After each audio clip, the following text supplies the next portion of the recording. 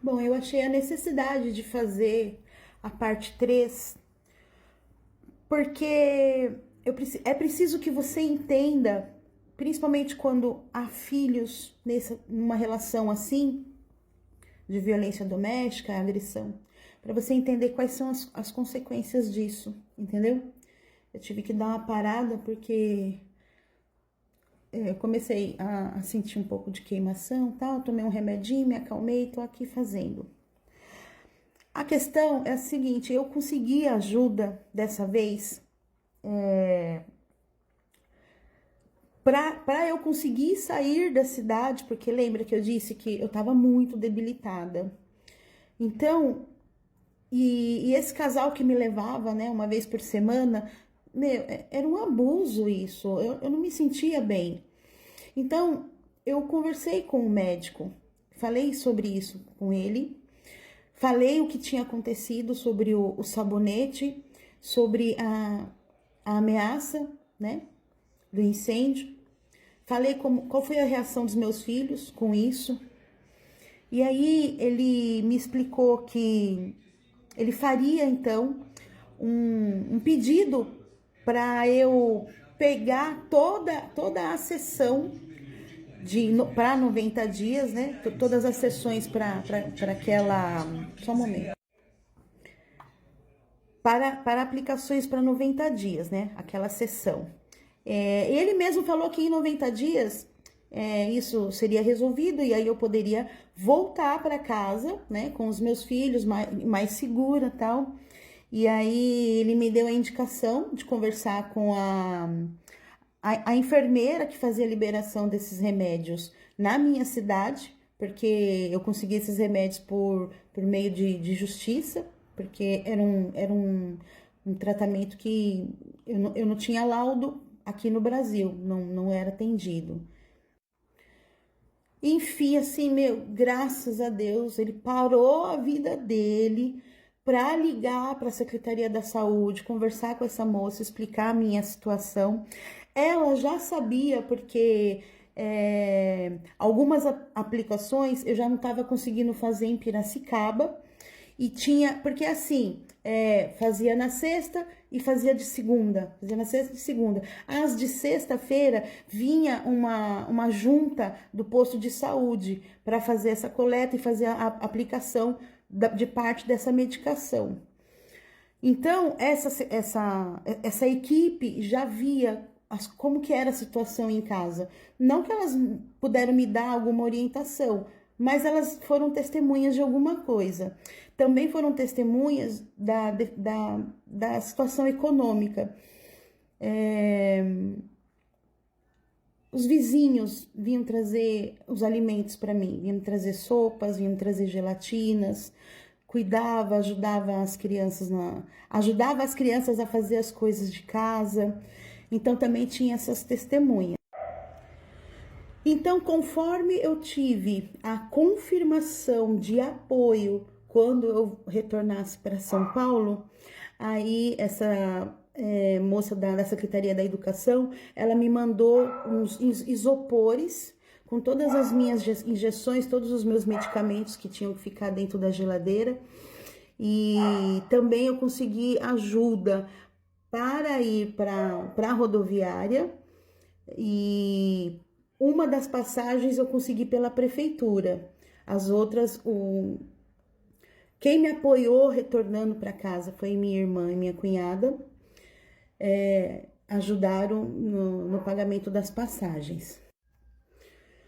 Bom, já em São Paulo, né, foram feitas algumas tentativas de retornar, de voltar, de pedir. A minha filha mais velha chegou a ficar brava comigo, disse que o pai estava sofrendo demais. Só que assim, o fato de eu ter voltado a estudar, mesmo que seja o ensino médio, já era 2014, já tinha mais informação sobre tudo, eu já comecei a enxergar o que eu estava vivendo, entendeu? Então é lógico que ele estava sofrendo. Ele era um narcisista, ou ele é um narcisista. E narcisista não gosta de ser contrariado. Agora, já sendo cuidada pela minha família, gente, eu até voltei a andar.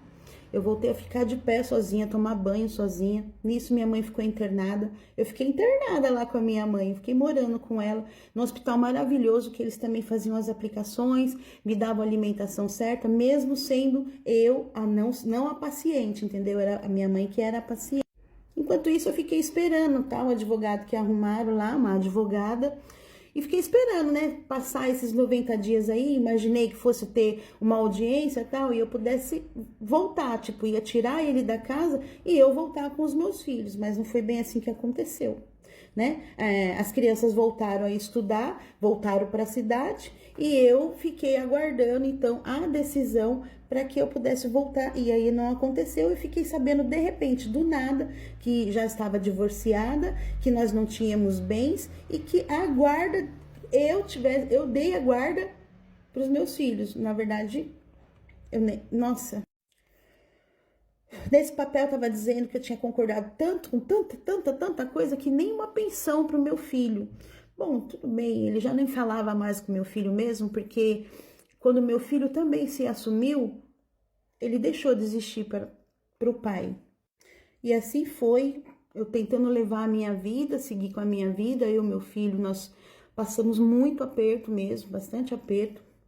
Mas com os meus filhos que ficaram na cidade, eu tentava contato e não conseguia meios, estava sempre bloqueada, rede social não tinha, até algumas namoradas que ele teve, botou na casa, quando ele descobriu que elas estavam ajudando a eu ter contato, pelo menos com as meninas, nossa senhora, coitada.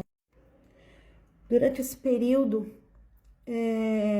uma das namoradas dele me ligou para pedir ajuda para sair da cidade. E a outra disse que também apanhou dele. Então, quando me perguntaram o que eu achava sobre ele casar de novo, isso e aquilo, eu só pude dizer, eu só espero que essa também não venha pedir ajuda para mim. Espero que ele mude mesmo. E falei assim, do fundo do meu coração. Falei para os meus filhos. Bom, antes disso eu não tinha ideia do que eles estavam passando ali. Uma coisa ou outra, né, de gente conhecida daqui que me contava o que estava acontecendo, isso e aquilo, até que eu tive que vir, né, para a cidade, porque meu filho tinha feito a primeira tentativa, segundo, né, eu pensava que era a primeira tentativa. E aí eu fui no conselho tutelar, eu pedi de novo a guarda, conversamos, tal, falamos tudo, entrevistaram meus filhos, falei sobre o abandono, porque ele viajava, ficava muito tempo fora. E aí quem assumia a casa era esse meu filho que partiu. E assumir mesmo, assim, no caso assim, ele tá viajando, não tem como mandar dinheiro, luz cortada, acabando os alimentos. Não sei como eles deram a guarda provisória para minha filha mais velha. Juntou lá a família, tudo, conversando no conselho tutelar, e aí ficou decidido que a minha filha mais velha ia morar aqui com eles. Mas não deu certo também, não deu certo. Enfim, que aconteceram várias coisas, até que o Conselho Tutelar entrou em contato comigo e levou pessoalmente para São Paulo, todos eles menos o Felipe. Mas ali com elas, morando comigo, eu já estava percebendo como estava destruído todo o emocional, toda a sanidade de cada um deles.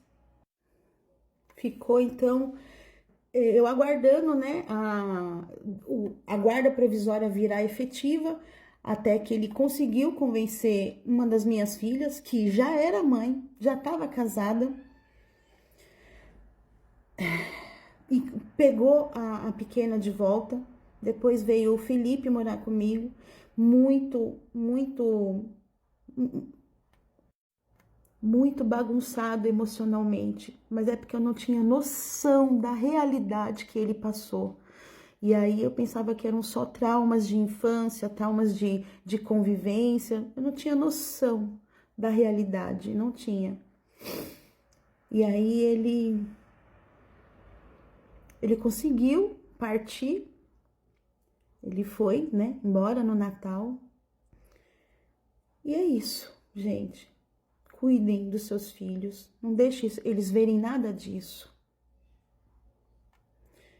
Procura ajuda, procura ajuda, ou você denuncia.